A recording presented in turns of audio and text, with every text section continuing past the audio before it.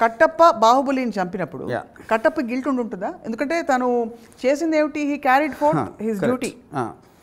అదే ఇప్పుడు cinematic ఆస్పెక్ట్లోనే similar thing real లైఫ్లో తీసుకున్నప్పుడు that is what is called betrayal. నన్ను నమ్మినోడిని నేను మోసం చేశాను అంతే. అప్పుడు ఆ గిల్ట్ కోషంట్ అనేది వాడు అసలు ఎంత నమ్మాడు, ఎంత బయటకు చూపించాడు అనేది ఉంటుంది కదా. అది వాడుకున్న అవసరం ఏంటి? చేసి తీరాలి, నాకు వేరే గత్యంతరం లేదు. ప్రతి వాడికి లిమిటెడ్ ఆప్షన్స్ ఉంటాయి. They don't have the best option. ఉన్న ఆప్షన్స్లో ఇది చెయ్యక తప్పదు. అది వాడి మనుగుడు కన్నా ఉండొచ్చు ప్రాబ్లం, లేకపోతే వాడికున్న అంబిషన్ కావచ్చు.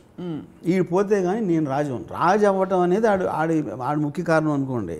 ఈడు అడ్డొస్తున్నాడు, కేవలం ఈడు నాకు జాబ్ ఇచ్చాడు కాబట్టి నేను ఎప్పటికీ ఈ లాయల్టీగా ఉంటే నేను ఎప్పుడు ఇటు బానిసలాగా ఉంటాను. అవును.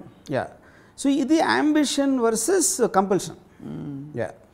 ఇది అడగడానికి కారణం ఏంటంటే మీరు అన్నట్టు మిడిల్ క్లాస్లో గిల్ట్ ఉంటుందని చెప్పి ఈ లవ్ అండ్ వార్ పెద్ద పెద్ద కథలు చూసినప్పుడు మనకి ఎక్కడా కూడా గిల్ట్ ప్రస్తావన రాదు.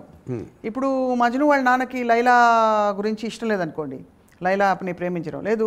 సలీం అనార్కలి తీసుకోండి, అనార్కలిని ప్రేమించడం సలీంకి వాళ్ళ నాన్నకి ఇష్టం లేదనుకోండి, తన నాన్న మాట వినాలా, ప్రేమించాలా? కరెక్ట్.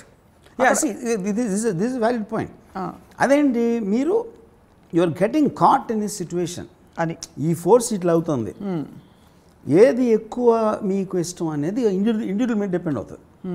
ఇప్పుడు నవమాసాలు మోసి పెంచి స్కూల్కి తెలిపించి అన్నీ ఒక 20 ఏళ్ళు పెంచాక ఆ అమ్మాయి ఎవరితోనూ ప్రేమలో పడింది. చాలాసార్లు పారిపోతారు కదా. అవును. ఆ పారిపోయినప్పుడు అమ్మ నాన్న వదిలేసి వాళ్ళ అమ్మ నాన్న ఎలాంటి వాళ్ళు అని కూడా మనం కన్సిడర్ తీసుకోవాలి. అక్కడ ద పాయింట్. దట్ ఆల్సో కూతురు వెళ్ళిపోయింది, తల్లిదండ్రులు వదిలేసి అది కాదు.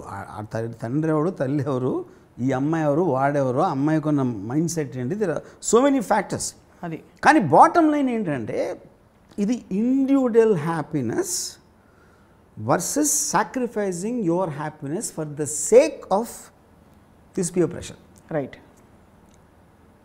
ఇప్పుడు ఒక అమ్మాయికి పెళ్లి చేసుకుంది, భర్త కన్నా చాలా స్మార్ట్గా ఉన్నాడు ఇంకెవడో పరిచయం అయ్యాడు. And at that point of time she felt my life will be better with this other person. అలాంటప్పుడు భర్తను వదిలేదు ఇమీడియట్గా. అది నేను చెప్పేది. మీరు అట్లీస్ట్ ఒక ప్రాసెస్ చెప్తున్నారు. అక్కడ ఏమవుతుంది, భర్త ఉండగానే వెళ్ళి ఇంకొక రిలేషన్షిప్ పెట్టుకోవడం అది ఇంకా. కానీ నేను అదే అంటున్నాను, అదే అప్పుడు అందుకని బికాజ్ చాలా సొసైటీ తెలివిగా ఏం చేసిందంటే it bifurcated this whole thing. మీరు మారల్ ఆస్పెక్ట్ని లీగల్ సిస్టమ్కి తేలదు.